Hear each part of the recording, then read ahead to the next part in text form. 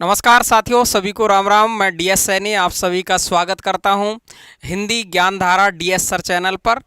अपना चैनल है वो आप सभी को पता चल गया होगा कि अपने चैनल का नाम अब वर्तमान में क्या हो चुका है। डीएस सैनी सर तो पहले से ही था, कोई ख़ास बात थी ही नहीं। लेकिन अब जो अपन ने कुछ चेंज किया है कि सभी साथी चाहते हैं कि चैनल का नाम अपन का क्या होना चाहिए, तो आपका चैनल का नाम आप सभी को पता है, सीधा सीधा साक। तो आपने चैनल का नाम कर दिया है, क्या नाम कर दिया है? हिंदी हिंदी ज्ञान धारा, हिंदी ज्ञान धारा। और पीछे लिख देना आपको डीएस सर, है ना। तो आपको खुल जाएगा ये चैनल, है ना। और नहीं खुल रहा, कोई परेशानी है तो 99 83 37 42 93 पर आप संपर्क कर सकते हैं। तो प्यारे साथियों, एक बार फिर से आप सभी का स्वागत है, आप हार्दिक अभिनंदन है। कैसे हैं आप सब? आनंद आ रहा होगा। कल की क्लास थी तो थोड़ी सी डिस्टर्ब हो गई थी, परसों वाली क्लास, तो उसमें मैं आपको दोबारा क्लास दे ही रहा हूँ। कोई दिक्कत नहीं है, आराम से पढ़ते रहिए, मस्त तरीके से पढ़ते रहिए। तो हिंदी ज्ञानधारा चैनल आपके लिए समर्पित है। आप सभी परिवार वाले हैं मेरे, और एक परिवार आपका बहुत बढ़िया बढ़ता जा रहा है। आप सभी शेयर कर रहे हैं, लाइक भी कर रहे हैं, कमेंट भी लिख रहे हैं। बहुत सारे लोगों का कमेंट आ रहा है, बहुत सारे स्टूडेंट्स जो पढ़ रहे हैं, आप सभी मेरे साथी मित्रवर वो सभी पढ़ रहे हैं, सब लाइक कर रहे हैं, शेयर कर रहे हैं, कमेंट बॉक्स में लिख रहे हैं। इससे मेरा पुनर्बलन बढ़ रहा है, इसलिए मैं रेगुलर काम कर रहा हूँ, अच्छी क्लासें आपके लिए ला रहा हूँ मेहनत कर करके। तो पढ़ते रहिए साथियों, कम समय में हम कर रहे हैं अच्छी तैयारी। ये खास बात है एक तो कि हमारे पास टाइम नहीं है इतना, और इतना हम किताब कहाँ से ढूंढें। तो इसके लिए हम पढ़ रहे हैं कम समय में अच्छी तैयारी। हिंदी साहित्य का इतिहास है, और आज का जो पेपर है या आपका आज की जो क्लास है बड़ी खास इम्पोर्टेंट आपके लिए होने वाली है। इसमें अपन पढ़ने वाले हैं भारतेंदु युग के प्रमुख निबंधकार पढ़ने वाले हैं, और उनकी प्रमुख रचनाओं को पढ़ने वाले हैं। ये खास बात है, निबंधकारों का भी पता चलेगा कि कौन कौन है निबंधकार भारतेंदु युग के, और उनकी प्रमुख रचनाएं क्या क्या है, उनके बारे में क्या क्या कहा गया है। तो यहाँ अपन निबंधकार पढ़ रहे हैं, तो इसका मतलब यहाँ सारे ही क्या पढ़ेंगे, अपन निबंध पढ़ेंगे। क्या पढ़ेंगे? निबंध पढ़ेंगे। इस बात का आपको ध्यान होना चाहिए कि सारी रचनाएं जो पढ़ रहे हैं अपन, ये निबंध पढ़ेंगे। तो भारतेंदु युग के प्रमुख निबंधकार है, और उनकी प्रमुख रचनाओं को अपन पढ़ने वाले हैं अच्छे तरीके से। तो साथियों, अपन चर्चा करने वाले हैं सबसे पहले भारतेंदु की। यदि मैं बात करूं, ये आपके भारतेंदु है, और भारत प्लस इंदु ये आपकी गुण संधि का उदाहरण है आपका। भारत धन इंदु, और यहाँ भारत इंदु का मतलब आप सब जानते हैं क्या होता है? चंद्रमा होता है। तो भारत का चंद्रमा है। और कभी कभी सवाल पूछा जाता है कि भारतेंदु को भारतेंदु नाम किसने दिया है? तो ध्यान रखेंगे पत्रकारों के द्वारा ये नाम दिया गया कि भारत का चंद्रमा है कोई, तो भारतेंदु है ना। तो आप ध्यान रखेंगे, भारतेंदु को भारतेंदु कहा, वो भारत का चंद्रमा पत्रकारों द्वारा कहा। कभी कभी बात करें अपन कि इनके जन्म की, तो 1880 ईस्वी में इनका जन्म हुआ है। और आप देखेंगे 1880-85 का इनका वो मिलता है डेट, लेकिन अपन को ध्यान रखना है यहाँ पर आप 1850 है, सॉरी 1850 से 1885 है। ये 1850 से 1885 है, मात्र 35 वर्ष ये जीवित रहे हैं। और सबसे पहली बात करें अपन भारतेंदु युग की, तो युग कब तक चला है? तो युग के लिए अगर मैं बात करूं आपसे, तो 1873 से 1900 तक का इनका युग माना जाता है। इस बात को आपको ध्यान रखेंगे, भारतेंदु युग, ठीक है ना। अब बात करते हैं अपन भारतेंदु की खुद की। तो ये रहे भारतेंदु, और भारतेंदु की जो प्रमुख रचनाएं हैं निबंध, अगर आपसे पूछे तो आपके 5 निबंध तो बहुत सारे हैं, इनके बहुत सारे निबंध हैं, लेकिन बात कर रहा हूं मैं आपसे वेरी मोस्ट निबंधों की। जो वेरी मोस्ट है, आपको सवाल पूछ सकता है यहाँ से। तो इन 5 निबंधों में से कई बार सवाल पूछा गया है कि ये किस विधा की रचना है, या ये रचना किसकी है। तो आपको यहाँ मैंने दिखाया, देखो, एक तो 5वें पैगंबर नाम से निबंध लिखा है, एक स्वर्ग में विचार सभा का अधिवेशन, ये आपके लिए काफ़ी मोस्ट साबित हो सकता है। स्वर्ग में विचार सभा का अधिवेशन, है ना। और एक है कश्मीर कुसुम, ये मैंने पांचों की पांचों जो लिखी हैं पॉइंट, पांचों ही इंपॉर्टेंट है। देखो ये काफी बार पूछ लिया गया है, ये काफी बार पूछ लिया गया है। एक है आपका लीलावती, और इसका नंबर मैंने यहाँ पर लगाया नहीं है, ये 5वां नंबर है।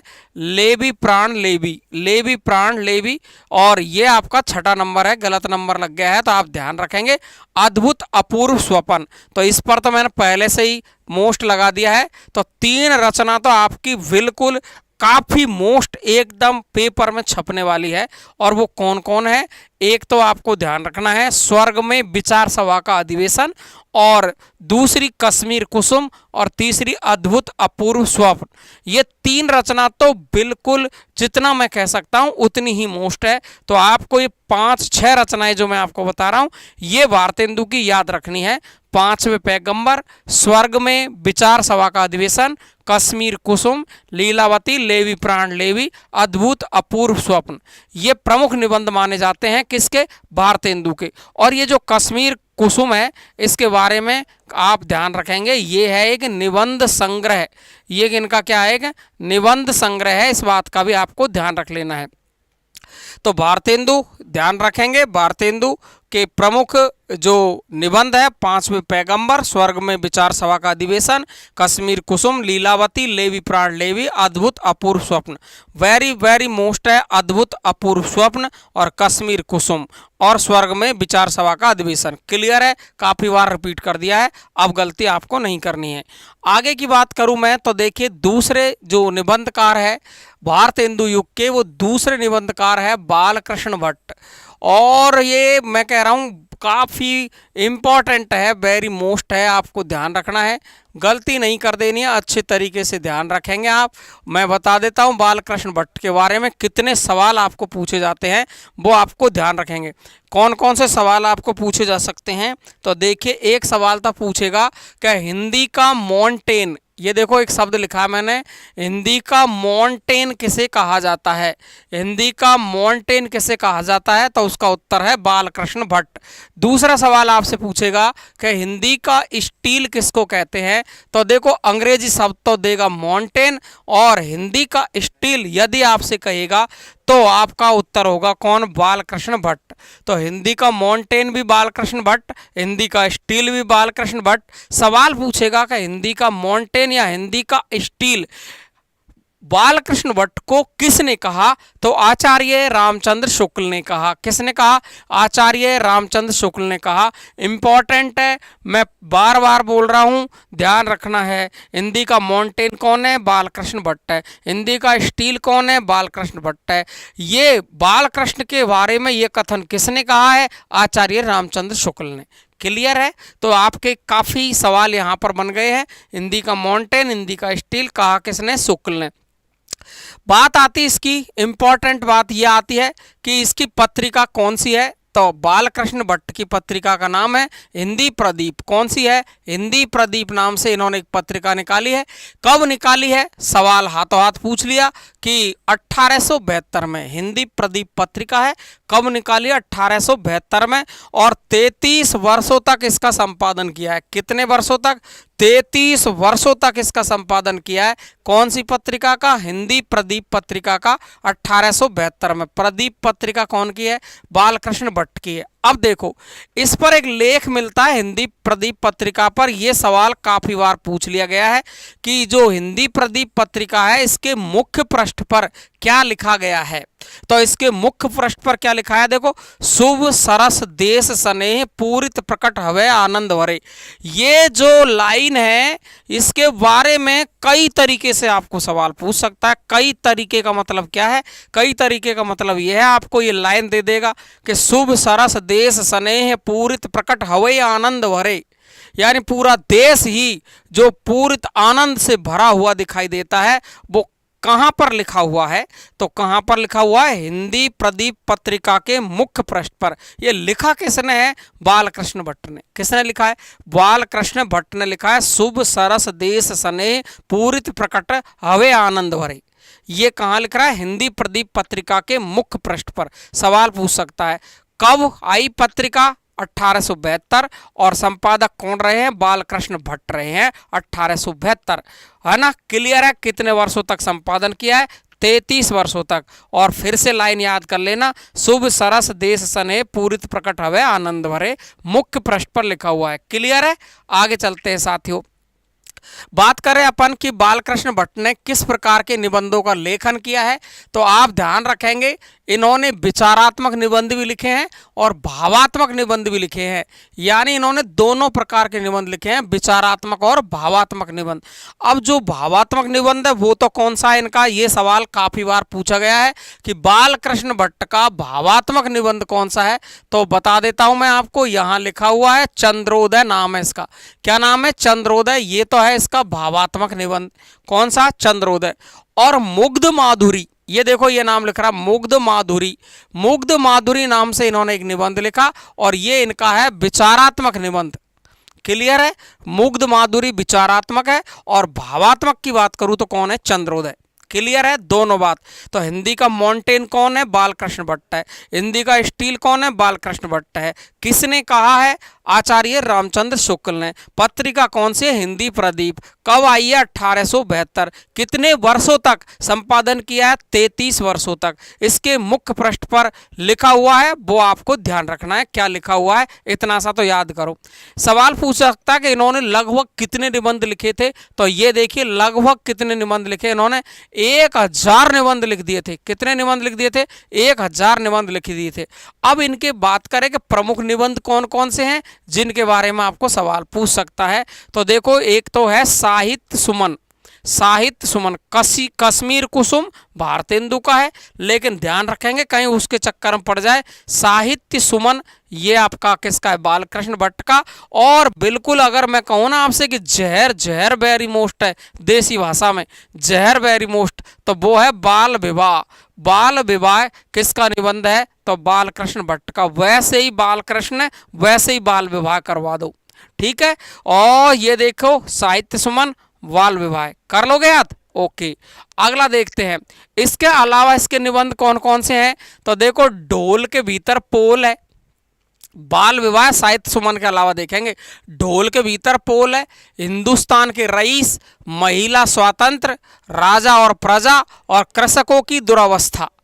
यानी ये 7 निबंध मैंने आपको किसके लिखे हैं? बालकृष्ण भट्ट के, 100 में से छांट कर कम से कम।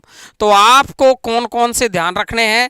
एक तो साहित्य सुमन याद रखना है, बाल विवाह दोनों इंपॉर्टेंट, और ढोल के भीतर पोल ये हिंदुस्तान के रईस, महिला स्वातंत्र, राजा और प्रजा, कृषकों की दुरावस्था।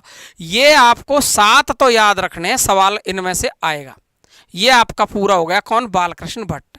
इधर आ जाइए आप, मैंने लिख दिया है दूसरा लेखक आपका प्रताप नारायण मिश्र, भारतेंदु युग का प्रमुख निबंधकार। बालकृष्ण भट्ट के बाद कौन आ गए हैं? प्रताप नारायण मिश्र। बात करूं कि इनका पत्र कौन सा है, तो पत्र कौन सा? ब्राह्मण। कौन सा पत्र इनका? ब्राह्मण। और उनकी पत्रिका कौन सी है? हिंदी प्रदीप। ठीक है, किसकी? बालकृष्ण भट्ट की। और ये है ब्राह्मण। और ये कहाँ से आती था? ये कहाँ से आता था? ये पत्र कानपुर से संपादित होता है। कहाँ से होता है? मैंने आपको पहले पढ़ा है कि ब्राह्मण कहाँ से आता है? कानपुर से, है ना। तो ध्यान रखेंगे ब्राह्मण कहां से आएगा? कानपुर से। और देखो उसे तो कहा बालकृष्ण भट्ट को हिंदी का स्टील, हिंदी का माउंटेन, लेकिन वेरी मोस्ट बात यह है कि हिंदी का एडिशन किसे कहते हैं? हिंदी का एडिशन किसे कहते हैं? तो उनका नाम है प्रताप नारायण मिश्र। हिंदी का एडिशन प्रताप नारायण मिश्र है। और यह भी किसने कहा है? आचार्य रामचंद्र शुक्ल ने। किसने कहा है? आचार्य रामचंद्र शुक्ल ने ही कहा है। बालकृष्ण भट्ट को भी स्टील और माउंटेन, बालकृष्ण भट्ट को भी किसने कहा? शुक्ल ने। और प्रताप नारायण मिश्र को भी हिंदी का एडिशन किसने कहा है? किसने कहा? शुक्ल ने। क्लियर है? अब देखो बात यह है, ये सवाल जहर वेरी मोस्ट है, क्योंकि ये सवाल नेट में, सेट में, KVS, NVS, TGT, PGT, Bihar, UP, MP, Jharkhand, जहां जहां बोलूं ना सब जगह पूछा गया ये सवाल है कि भौं, नाक, दांत, पेट ये किसके निबंध है या किस विधा की रचना है? भौं, ये नाक, ये दांत और ये पेट, ये सब, इन सब चीजों पर निबंध लिखा है प्रताप नारायण मिश्र ने। और ये सब हास्यपूर्ण निबंध है, यानी जिसमें हंसी मजाक की बात है। तो मैंने लिख दिया है यहां पर साफ, विनोदपूर्ण शैली के निबंध है। ये विनोद का मतलब हंसी मजाक के निबंध है। बात क्लियर हो गई? तो आप ध्यान रखेंगे भौं, नाक, दांत, पेट, ये आपके अलग अलग निबंध ध्यान रखेंगे। भौं अलग है, नाक अलग है, दांत अलग है, पेट अलग है। क्लियर? ये अलग अलग निबंध, कहीं तुम सोचे कि एक ही है। भौं अलग है, नाक अलग है, दांत अलग है, पेट अलग है, और ये विनोदपूर्ण शैली के निबंध है। क्लियर है? ओके, अगला देखिए साथियों, आगे चलते हैं अपन। ये इनके निबंध है।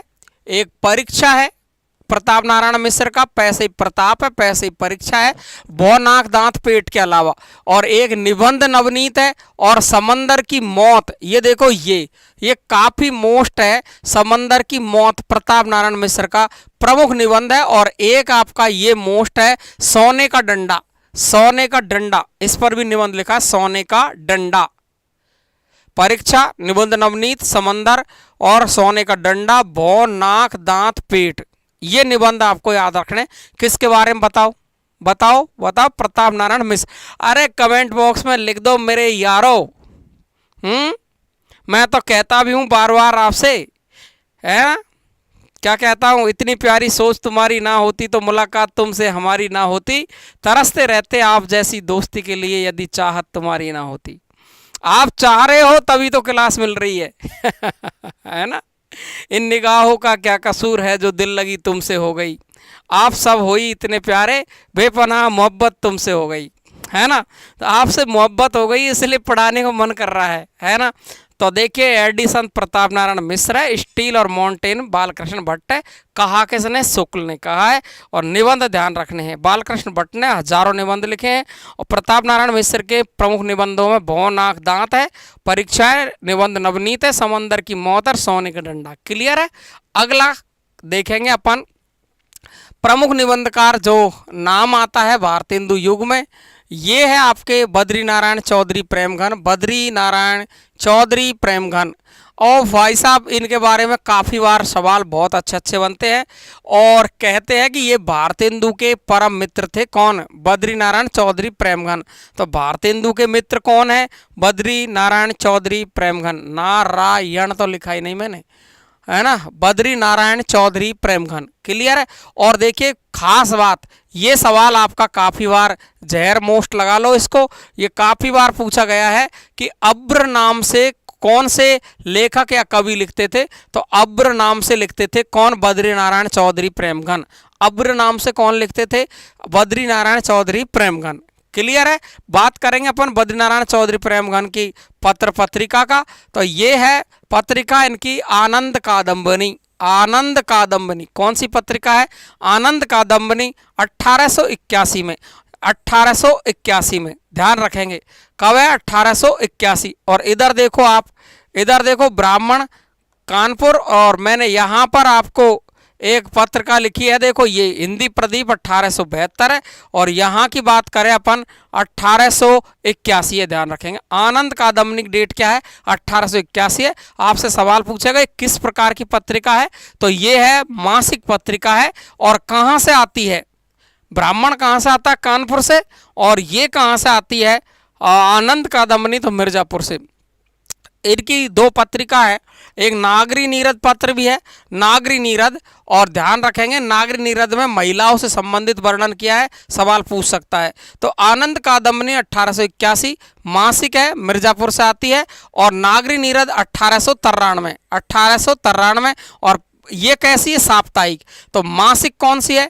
आनंद कादम्बनी है। और साप्ताहिक कौन सी है? नागरी नीरद। 1881, 1893।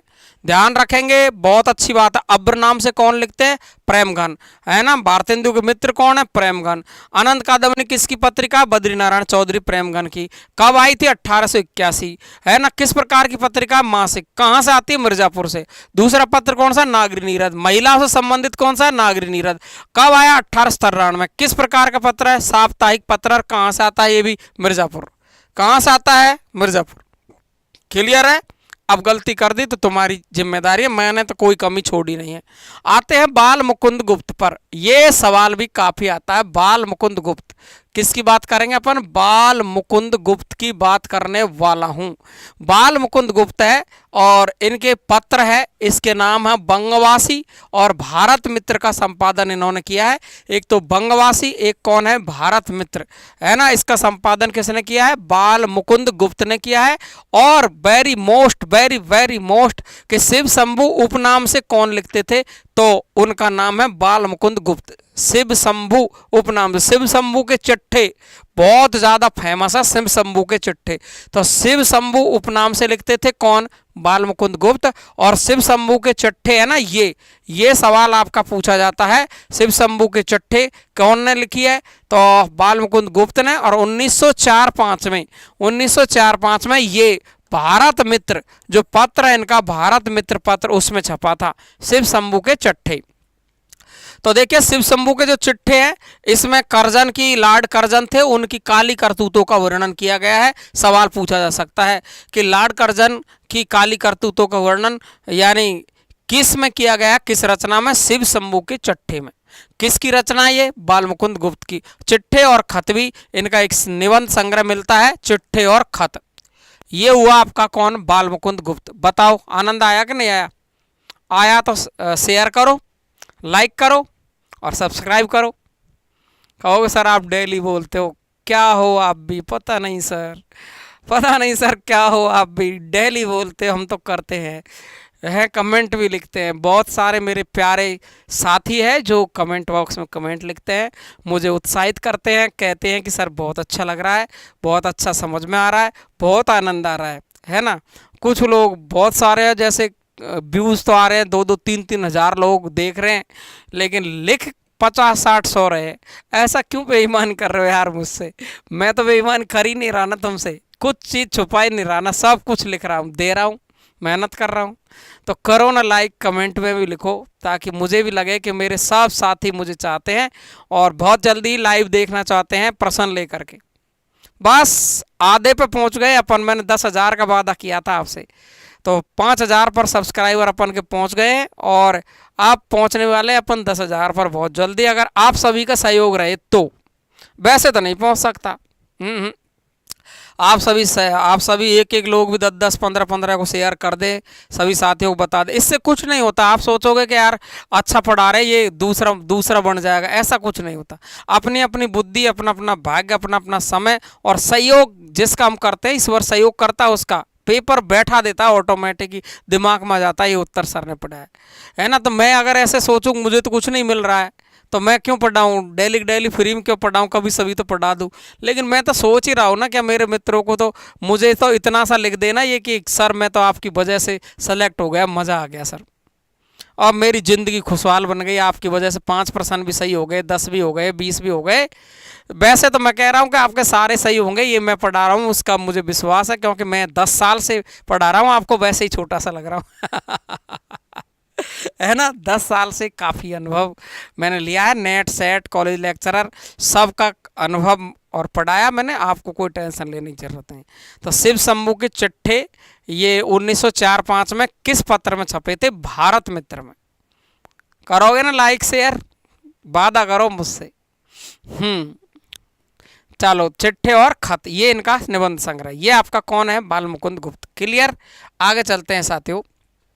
राधा चरण गोस्वामी काफ़ी मोस्ट है, वेरी वेरी मोस्ट मानो इसको तो तुम, इसमें से सवाल बनता है बहुत खासा। राधा चरण गोस्वामी, और इनका एक प्रमुख निबंध है ये, देखो ये भाई साहब, मैं कह रहा हूँ आपसे बहुत ही ज़्यादा मोस्ट है ये, यमपुर की यात्रा। एक ही पूछता है इसका तो भाग भाग करके, यमपुर की यात्रा। और यमपुर की यात्रा है ना, इसमें इसने एक बहुत बड़ा काम किया है।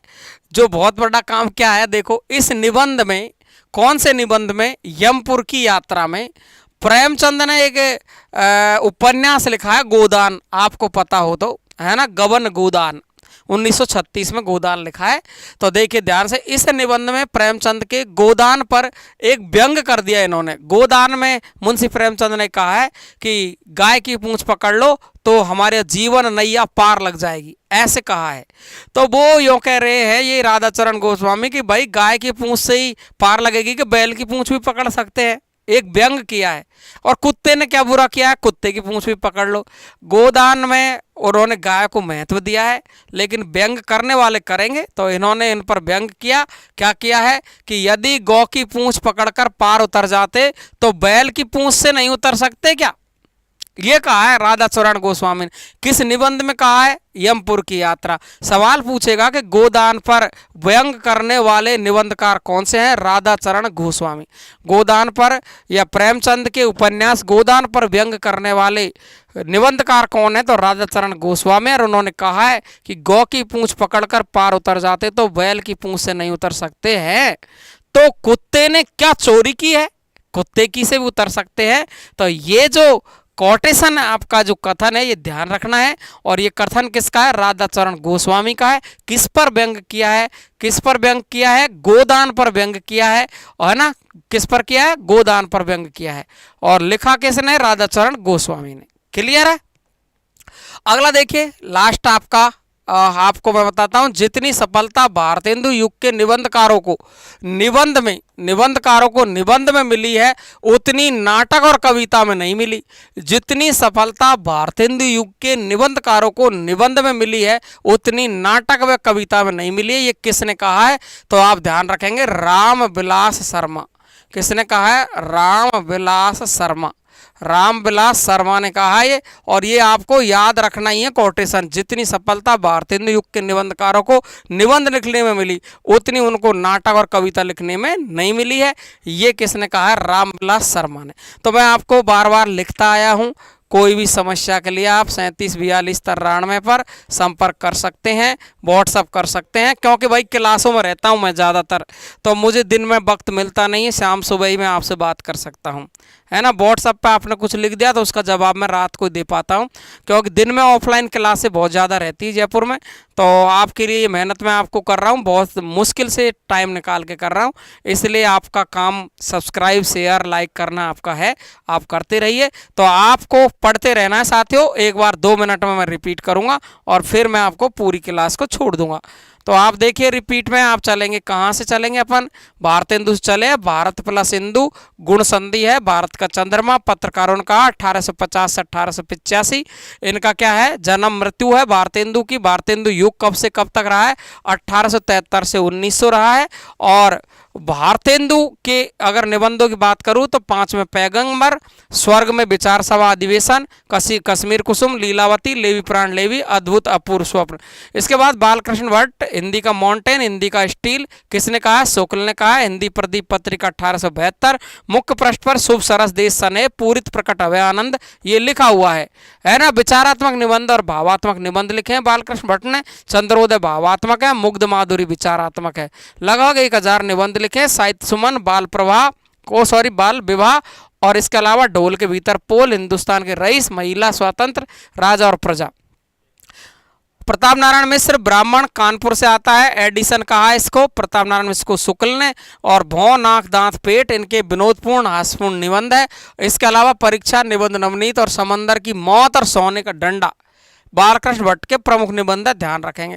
बद्रीनारायण चौधरी प्रेमगन है, भारतेंदु के मित्र है, अब्र नाम से लिखते हैं। आनंद कादम्बनी पत्रिका 1881 मासिक पत्रिका है, मिर्जापुर से आती है। नागरी नीरद 1893 और साप्ताहिक मिर्जापुर से, कहाँ से, मिर्जापुर से। बाल मुकुंद गुप्त, शिव शंभू के चिट्ठे, बंगवासी और भारत मित्र पत्रों का संपादन किया है। और शिव शंभू के चट्ठे 1904-05 में भारत मित्र पत्र में छपे हैं। और ये शिव शंभू के चट्ठे में लॉर्ड कर्जन की काली करतूतों का वर्णन है। राधाचरण गोस्वामी, यमपुर की यात्रा है। गोदान पर इन्होंने यमपुर की यात्रा में लिखा है कि गाय की पूंछ पकड़कर पार उतर सकते हैं, तो बैल ने क्या बुरा किया है, कुत्ते ने क्या बुरा किया है, ये बात ध्यान रखनी है। और जितनी सफलता भारतेंदु युग के निबंधकारों को निबंध में मिली है उतनी नाटक में कविता में नहीं मिली है। और आज की क्लास यहीं पर खत्म। सभी दोस्तों को राम राम। कैसी लगी क्लास कमेंट बॉक्स में लिखकर जरूर बताना है मेरे साथियों, मेरे प्यारे प्यारे लाडलो, जरूर बताना। थैंक यू सो मच, धन्यवाद सभी को, थैंक यू।